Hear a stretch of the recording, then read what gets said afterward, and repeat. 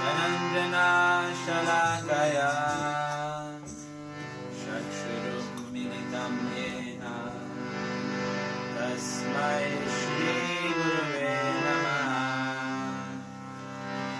Shri Chaitanya Manobishtam Sthapitam Yena Bhutale Swayam Rupa Kadamayam Nanati Savadantikam Vandeham Shri Guru Shri Yuta Padakamalam Shri Gurum Vaishnavam Cha Shri Rupam Sagradatam Savana Ragnatam Vritam Tam Sajivam Sadvitam Savadutam Parigana Sahitam Krishna Chaitanya Devam Shri Radha Krishna Padam Sagana Lalita Shri Vishakam Vidam Sutta Hey Krishna Karuna Sindhu Dinabandhu Jagarpate Gopesha Gopika Kanta Radha Kanta Namaskane Tapta Kakshana Gaurangye Radhe Vrindavaneshwari Rishabha Krishna Pranamami Hare Vanchakalpatarubhyascha Kripa Sindhubhya eva cha Patitanam Pavanebhyo Vaishnavebhyo Namo Namah Shri Krishna Chaitanya Prabhu Nityananda Shri Advaita Gadadhar Shivasari Gaura Bhaktavinda Hare Krishna Krishna Krishna Hare Hare Hare Rama Rama Rama Hare Hare.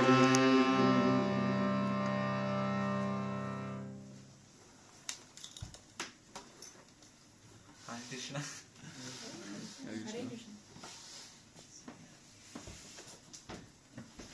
It's nice to be back after, I think I was 2 years, 2 weeks. 2 weeks, or maybe 3 weeks now since last time. Yeah, Okay. I can keep it here today. And yeah, it's nice. I think we doubled the people attendees. Thank you all for coming. So we're going to read from Srimad Bhagavatam, and just to do some invocation before. Om Namo Bhagavate Vasudevaya. Om Namo Bhagavate Vasudevaya. Om Namo Bhagavate Vasudevaya. Om Namo Bhagavate Vasudevaya. Om Namo Bhagavate Vasudevaya. Om Namo Bhagavate Vasudevaya. So we're reading from Srimad Bhagavatam. Maybe if you have your phone, you can take up Veda base, and you can. It's the 3rd canto of Srimad Bhagavatam, and it's the 19th chapter, and verse number 18. Which was the book? Which number? 3. 3. 3rd canto. First part. 2nd part. Second. 3.19.8. Yes. Okay. We will read a couple of verses because there's no purpose to these verses, so the etiquette is the one. It's quite far out verses.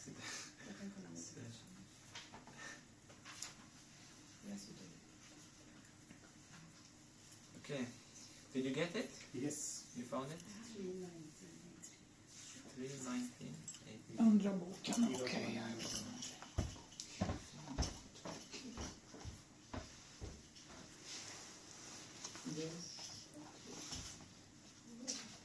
Okay.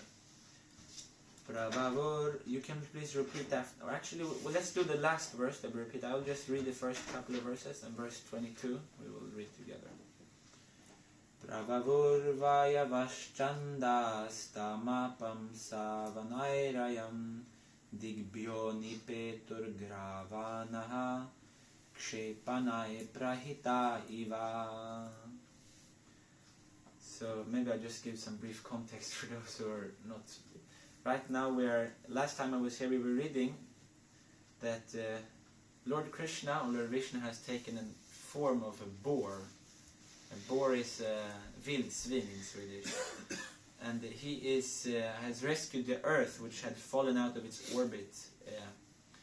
And as he was doing that, there was also a demon called Hiranyaksha who was challenging him to a fight.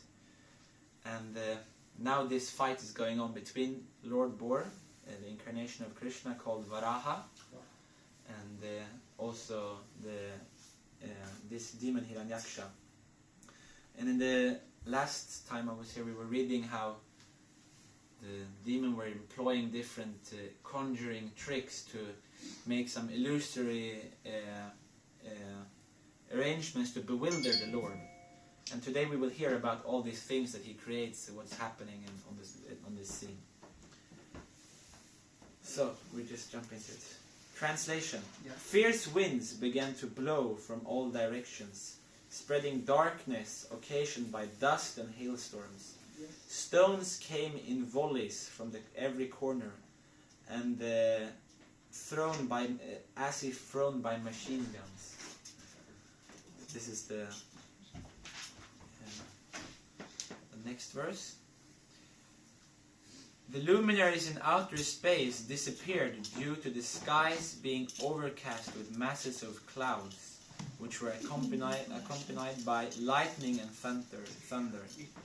The sky rained pus, hair, blood, stool, urine and bones.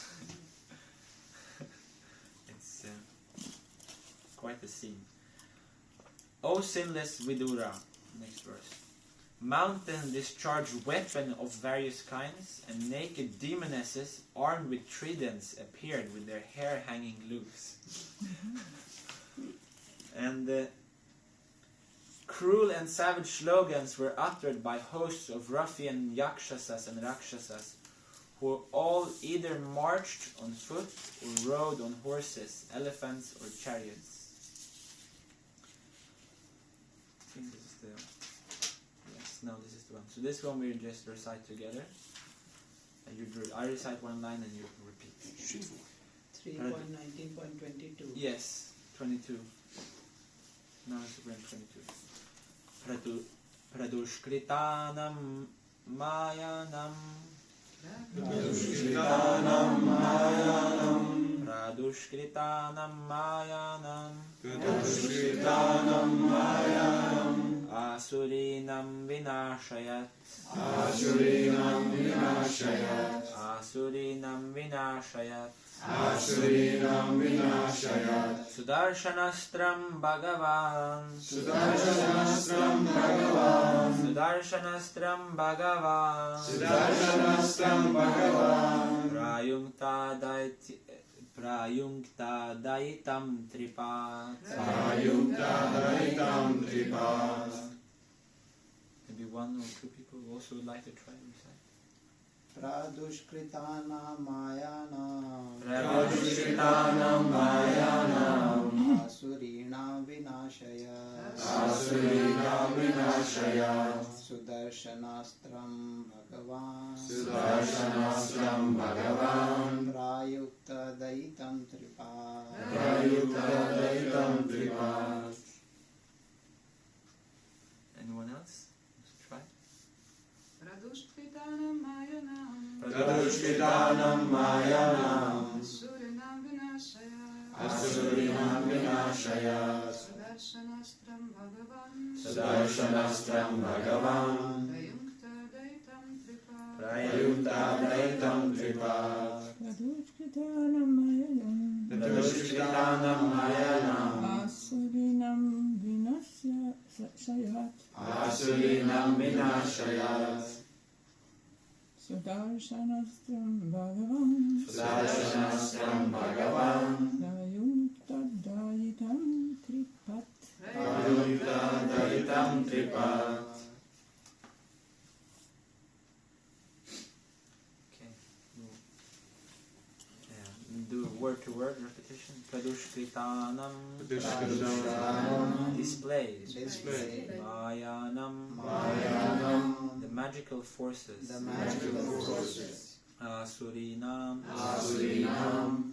Displayed by the demon. Displayed by the demon. Vinashayat. Vinashayat. Desiring to destroy. Desiring to destroy.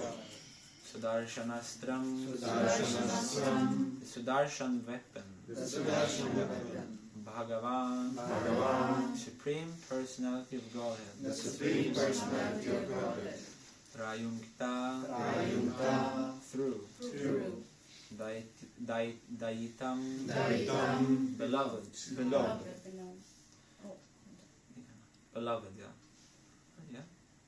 Tripat. Tripat. The enjoyer of all sacrifices. The enjoyer of all sacrifices. Translation and purport by Srila Prabhupada.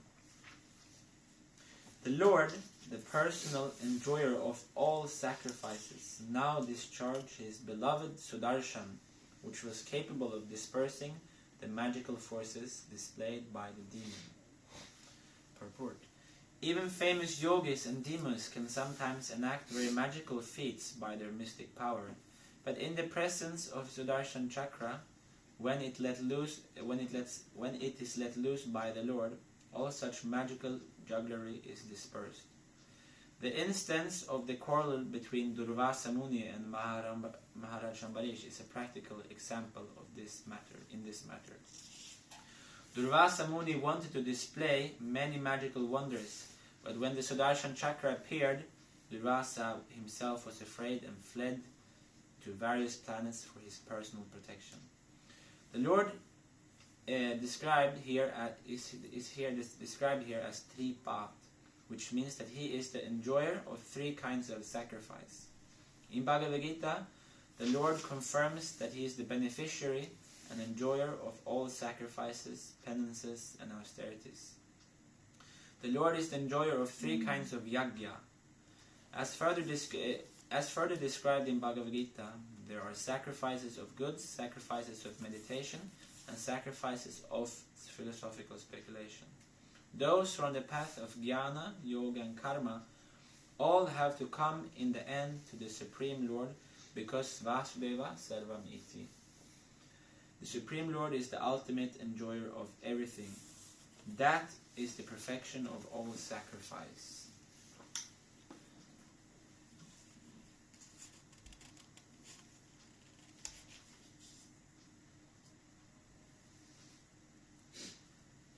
So, this last verse, it begins by speaking about the illusory energy of the Lord, how it is dispersed. And before I want to start, I also want to pray that for big blessings from all of you, that I can say something in line with Srila Prabhupada and something for all of our benefit. And I see this as an opportunity to purify mostly myself, going a little bit deeper into the Bhagavatam, preparing something. So with that said, with your blessings, I'll try to say something about this illusory energy, which is also affecting me very much. And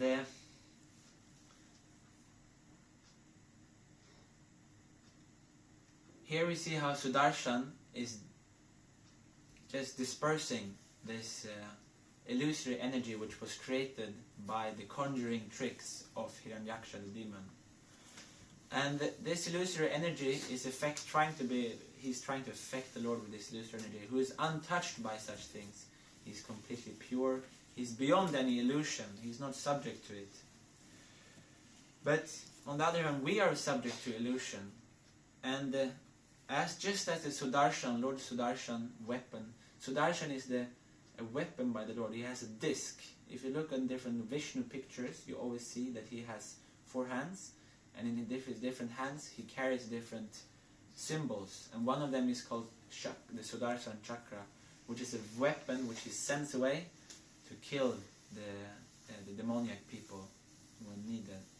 So this Sudarshan is also very brilliant and effulgent, and it just dispersed all of these conjuring tricks, as we heard, of blood and bones and pus raining from the air, and naked demonesses with the tridents in their hands and so on. So all of this was just as when the sun rises, the mist or fog just vanishes. So when Sudarshan came there, everything just was dispersed. So we are also affected by illusion in our life, and it's called Maya. Maya means that you don't see something for what it actually is.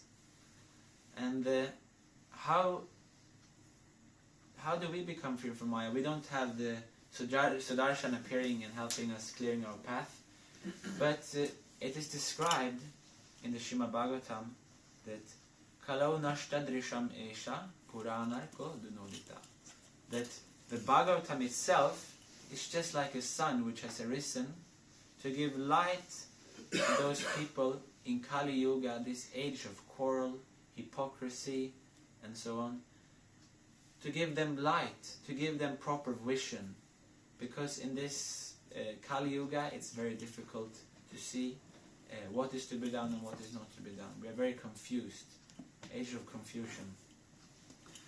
And maybe the prime, there's different aspects of illusion, but one of the biggest and most, you'd say, bewildering ones, and which is also addressed in this verse, in the purport by Srila Prabhupada, is that we think that we are the enjoyers. The Lord is addressed in this verse as Tripat, that He is the enjoyer of all sacrifices, of all different activities that we perform, of all tapa, yagya, all of these things. He is the ultimate beneficiary. He is the one who is meant to enjoy it. And we are not the enjoyers. The Lord is the enjoyer. Once all the parts of the body were having a meeting. The hands were coming and the legs were coming. This is of course a little bit allegorical, it's not a really true story, but they were all meeting together and they were having a meeting, and they were thinking, they were so upset because the hands were always serving the stomach. The hands, we want to eat, so the head takes up the food and gives it to the stomachs. The legs walk and serves the stomach to get the food or to buy things and so on. So the different parts of the body, they had a meeting and they were very upset because they thought, why should we always serve this stomach? Why should he always get all the enjoyment, all the food and everything? Why do we just have to serve him continuously without enjoying anything ourselves? So they were having this, and then they came up with the plan, okay, let's have a strike. Is that how you say it? Strike. Strike, right? Okay, we're not going to serve the stomach anymore, we're going to stop serving the stomach. So the hands, when they got the food, it stopped giving it to the stomach. And the legs, stopped walking, and so on. And instead of trying to give it to the stomach, they said, okay, now let us enjoy ourselves this food and so on. So the hands took up the food, and it started feeling it and trying to enjoy the food. But it wasn't really so satisfying. It's like they got a bit frustrated. And after some time, they started getting weak as well. There were no energy, no nothing. So at some point, they realized, they came to a meeting and they realized, we actually have to serve the stomach. Because by serving the stomach, they regain their energy and they become also happy. The hands, the body feels well, right? So similarly,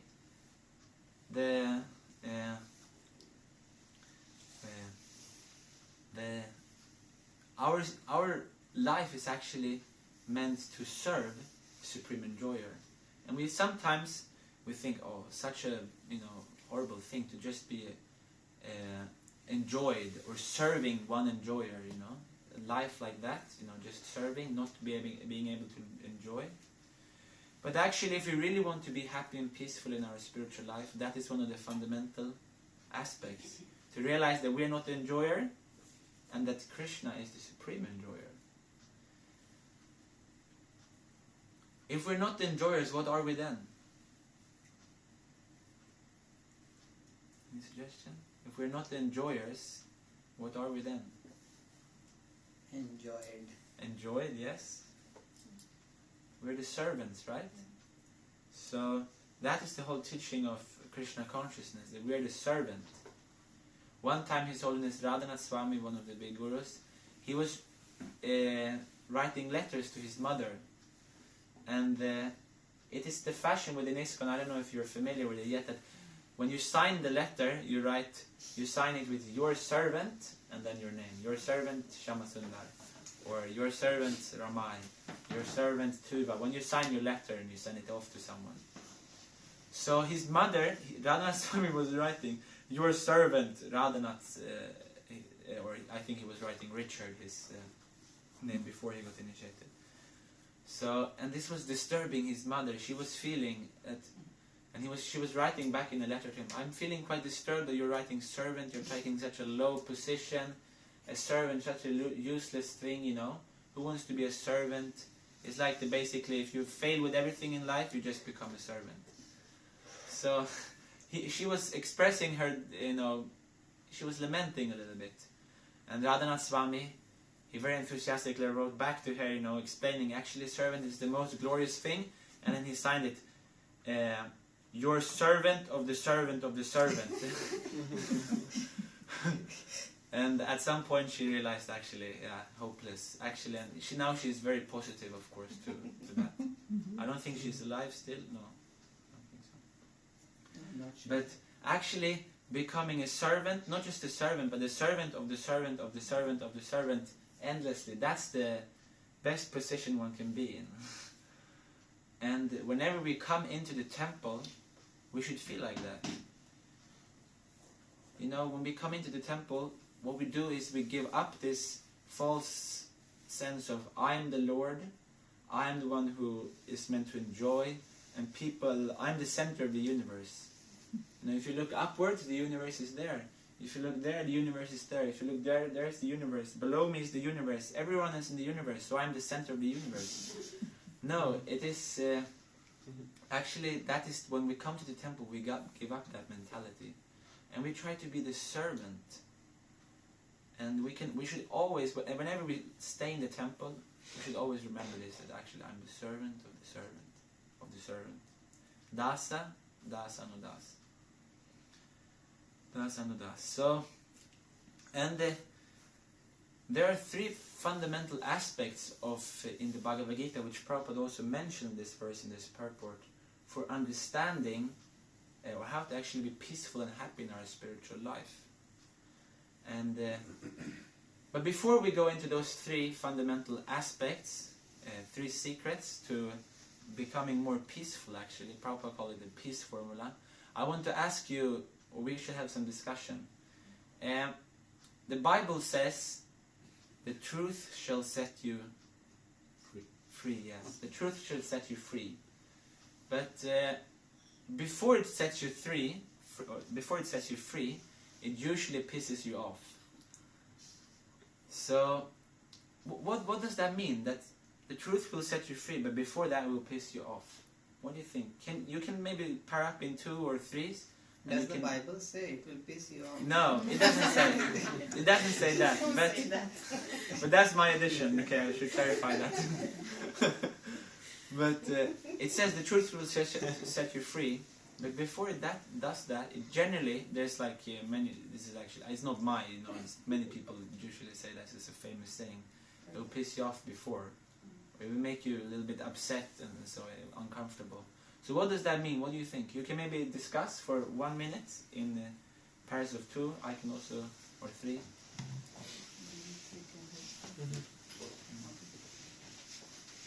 I can also discuss with someone.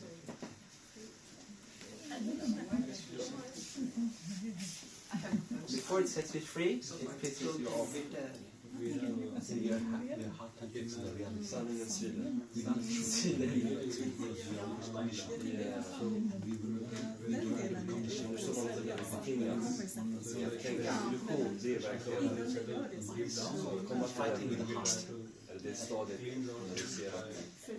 to Ja, accept absolut, the det är verklighet. shortcomings, Det är mistakes, det. conditionings. Det är alltid en illusion, det är verklighet. Especially within context of Det är this väldigt also, mer på vår we think we are the master, but when we realize that we are actually the servants, that will be a lot of challenge. Och själva Understand it. vad ska man säga, reningen. Yeah, Prabhupada said, Sanningens sida. it takes 1 second to Flying in the sky. or it may take like 20 seconds. only a matter of understanding and Jag tror också accepting. att Ja. Accept is ja, not men det är sant, det ställer upp ner på vår Ja, verkligen. vi vill inte vi vill liksom fast i vår Vi tror att vi Vår uppfattning är att vi är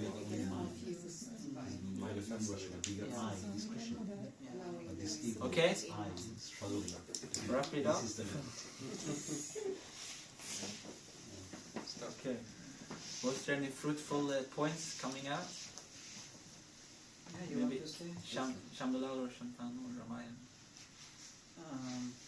Yeah, we discussed it's easy to know the things, but then to accept the reality, the conditioned nature of our own self, our shortcomings, our own problems is not easy. So the truth is bitter, and also to accept that I am a servant. The ego comes in between. It's not easy. Wow. Yeah, that's beautiful points that we're faced with our, it means accepting our own shortcomings, that we're not perfect, that we are, staring yourself in the mirror really, and looking deeper inside. Thank you. Was there any other point? we can say Tuva? Yeah, we mentioned that when truth hits you, when you come to that realization, it can kind of interfere with other thoughts that you have held to be true before, and that can be very uncomfortable. Yeah. It challenges you, it turns everything upside down, and your perspective, or what you thought was right, is suddenly wrong. And I was wrong, accepting that, as you also were mentioning. That's not easy always. Did you have something you wanted to say? Hitesh? Yeah, we also talk something similar, that once we try to seek the truth, and the older beliefs we have, they're also like dismantled in a way. So all those things makes us agitated initially, because those older beliefs or understanding needs to be changed all the time. And this is the thing which you talked about, like it pisses you off or creates a discomfort initially, and that time has to pass away. Then we try to seek the truth in more comfortable manner. Yeah, thank you. That's all very good points. It challenges our perspective of the world, and that is also this. Now we come back to these 3 fundamental points. That sometimes, and the first one we have already mentioned, of these 3 points that Krishna mentions in the Bhagavad Gita, is that they challenge our, ego. It challenges our, perception of the world, and it makes us maybe feel that, it feels like it puts us down first, and like it's. But I'll get to these 3 points now, so we can, and you will understand more. So Krishna says in the 5th chapter of the Gita that Bhoktaram yagyatapasam sarvaloka maheshwaram suhridam sarvabhutanam gyatvaman shantamrichati. So that in order to actually find real peace in our life, there's 3 things to understand about the Creator, our source. And that is that He, Bhoktaram Yagyatapasam, He's the enjoyer of all our yagya, all everything that we do. He's the enjoyer of all our actions. And being the enjoyer, as we spoke about, that's kind of someone else is the enjoyer. Generally, we don't like that in this world. Like, for example, the communist hates the capitalist because they're enjoying so much. They're having so much facility, and they're very upset. There's fight because why are you the enjoyer? Why not me? So hearing that actually you're just enjoyed as souls, Krishna says, and that I am the supreme enjoyer. Everything you do is meant to serve me and to give me pleasure. Forget about your own pleasure, just give me pleasure. And that, in the beginning, when we hear that, that can be kind of challenging. Why should I give up my enjoyment and just serve the Lord and make Him happy? It can be very, very challenging. But as we spoke, just like a body part serves the whole, it brings, the side effect of that is that the parts also become happy. But we'll get into that later more. And then the second point, what was the first point? Krishna is the enjoyer. Krishna is the enjoyer. And the second point is Sarva Loka Maheshwaram. Krishna is the supreme proprietor. He is the one who owns everything, who everything belongs to, and we are just borrowing it for some time actually. That He is the one who owns everything in this world. We think sometimes that we own our car, we own our house, we own our phone, my pen, my house, my computer, and so on. But Krishna says, no, Nirmama, nothing is yours. Everything is mine. Also a bit challenging, right? That actually nothing is yours, everything is Krishna's, and you just have to accept that, and everything is meant to be enjoyed by Him. Very, puts us out of, the normal perspective on life. And, for example, when a person who is very self-absorbed, have you met a person who is very self-absorbed? I, me, I, how do you feel in such company? It's kind of like a bit like, okay, you can listen to them for some time, say something about, but then it just goes on, and you get a bit bored and like, okay, stop it, it's too much. But actually, if you look at it in the Bhagavad Gita, Krishna, all the time, I, me, surrender unto me, think about me, worship me, pay obeisances to me. Man mana bhava mad bhakto, mam jai, mam namaskur, mam evaishya. He just says I. He's the most selfish, self-absorbed person ever, one would think. But it is not a problem, because He is the original I. He is the one. He is the one who has that title. That is His title, and we are trying to take that. But He is the enjoyer.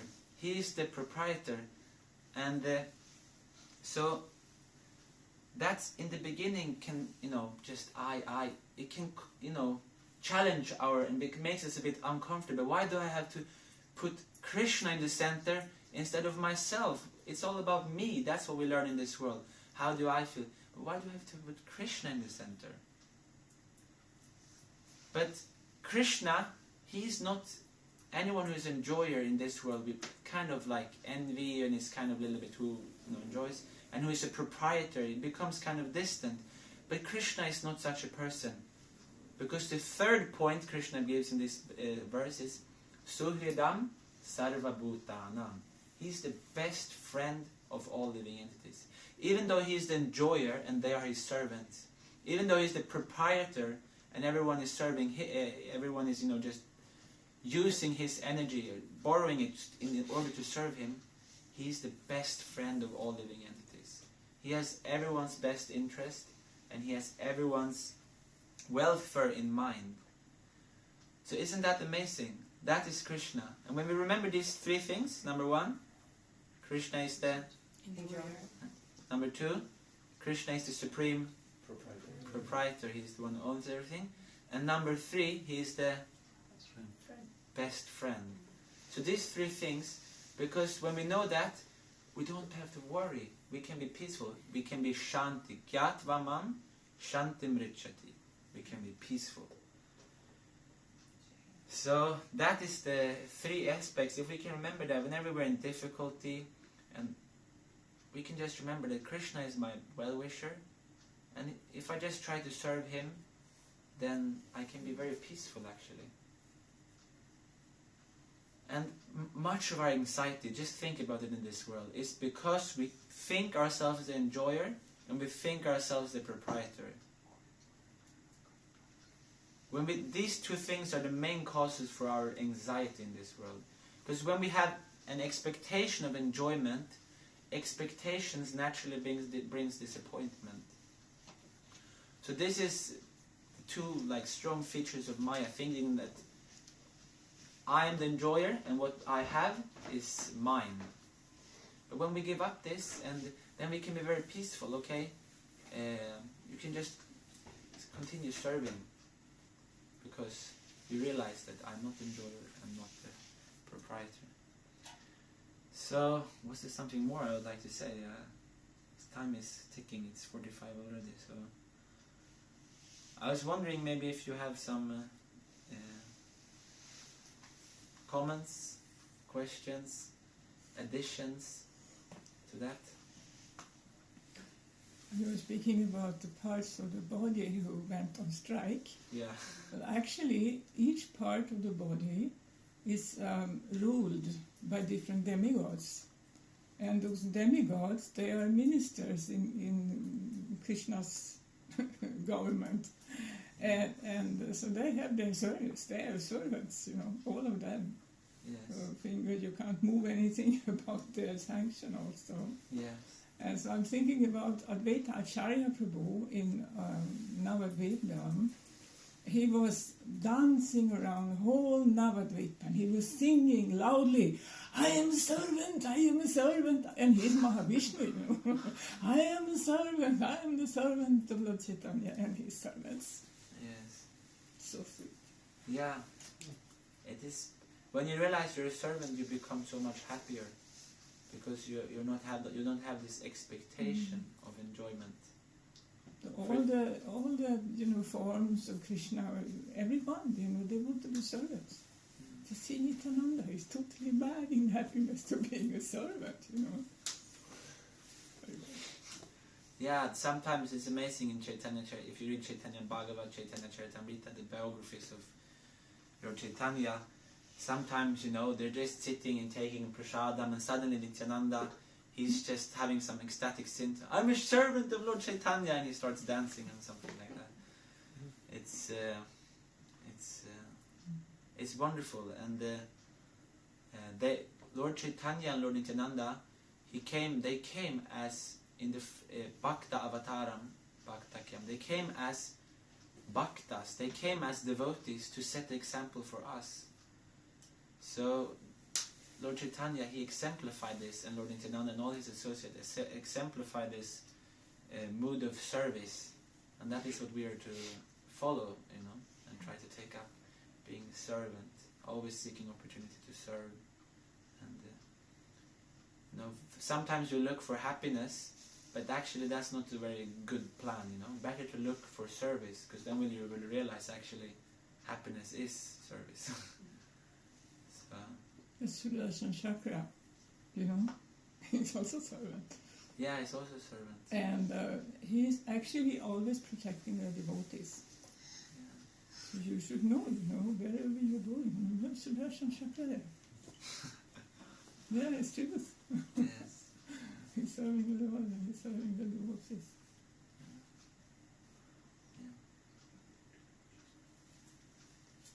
First of all, thank you for amazing points you shared and realizations. You're a good example of what you're saying.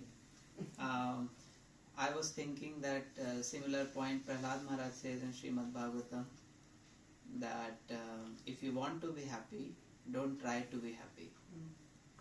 Which means if you try to enjoy, it leads to suffering. But when you stop the expectation of enjoying, start serving, then you actually become happy. Yes. Which is... Yeah, Prahlad Maharaj, he's elaborating this vastly, it's very nice.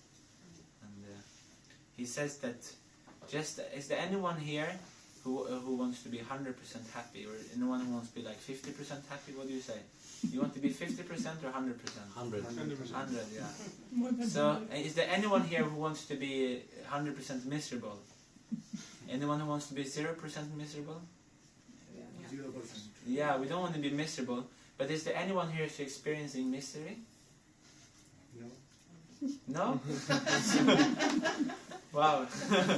But it's like it comes naturally, we can't really avoid it. So pain and the pleasure comes just like the summer and winter. That's what Krishna says. So when we try to kind of look for happiness and thinking that we will, but we will just realize that it comes and goes.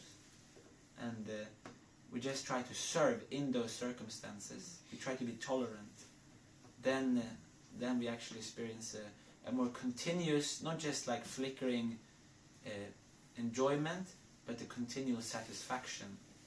That is what Krishna advises in the 5th chapter also of the Gita, that Yehi samsparshaya bhoga dukkayonaya evate adyantavanta konteya nateshu ramate buddha.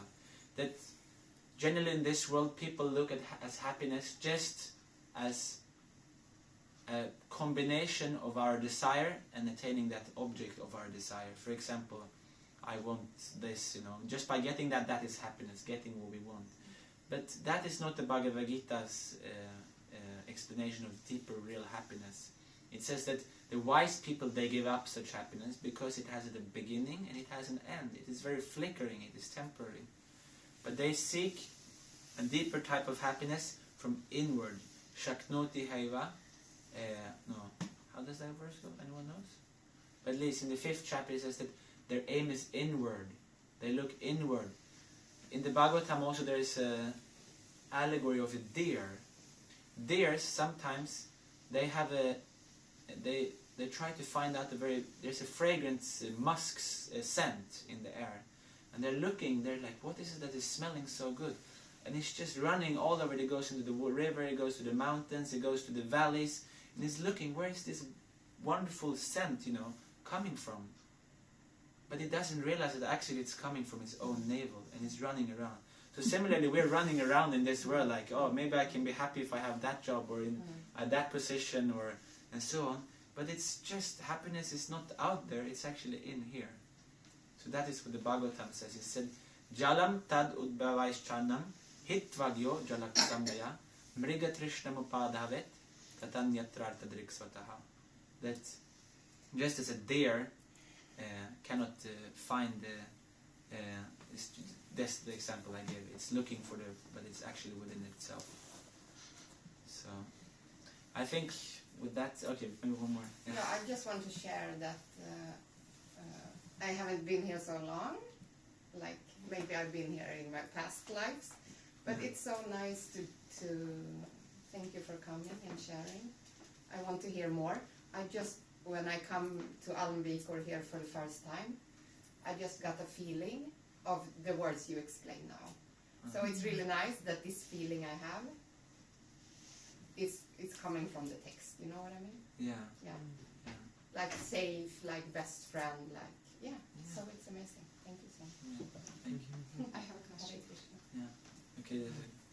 In the purport, in the end of purport, it said that those on the path of Dhyana, Yoga and Karma all have to come in the end to the Supreme Lord. Yes. Does it mean that no matter what path you go, you achieve the goal, you achieve the Supreme Lord? Yeah, in one sense, Krishna says that all different yogas, they lead to the same. Bahunam, the words Prabhupada is thinking of is Bahunam Janmanamante, Jnanavamam Prapadyate, Vasudeva Sarvamiti, Samahatma Sudurlabha. That everyone, Jnanis, they come ultimately to realize that after a long time, it takes longer time when you do, they come to the point of bhakti, Vasudeva Sarvamiti, that Krishna is everything. So all other yogas are included in bhakti yoga. And how is that? Karma means activity, right? And jnana means to know or to. So jnana yoga is the process of connecting. Yoga means to connect with the Lord through knowing Him, studying Him, understanding Him, just like, intellectually, logically trying to understand Him from the scriptures. Karma yoga means that you act for the Lord and you offer your results to Him.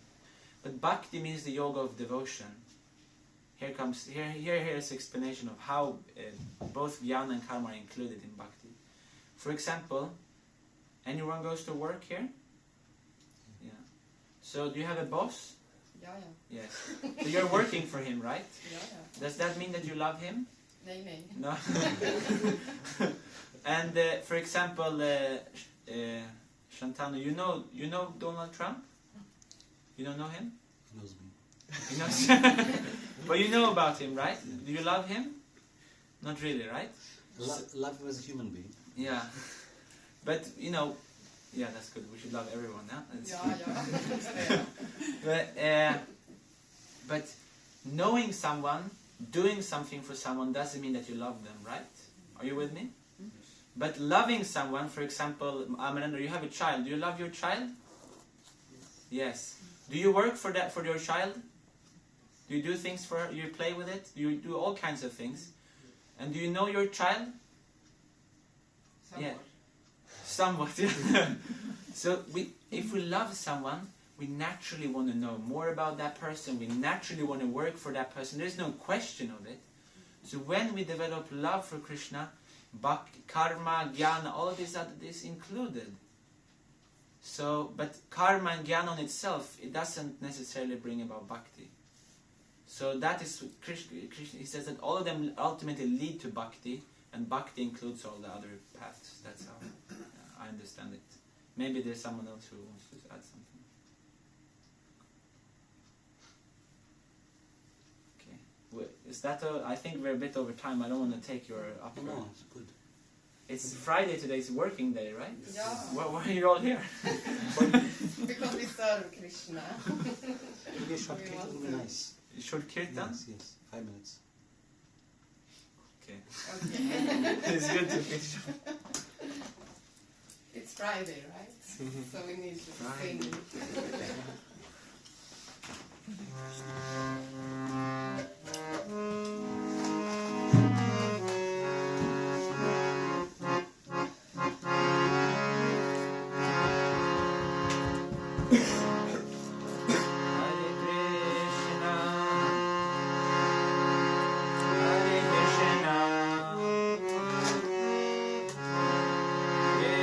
Hare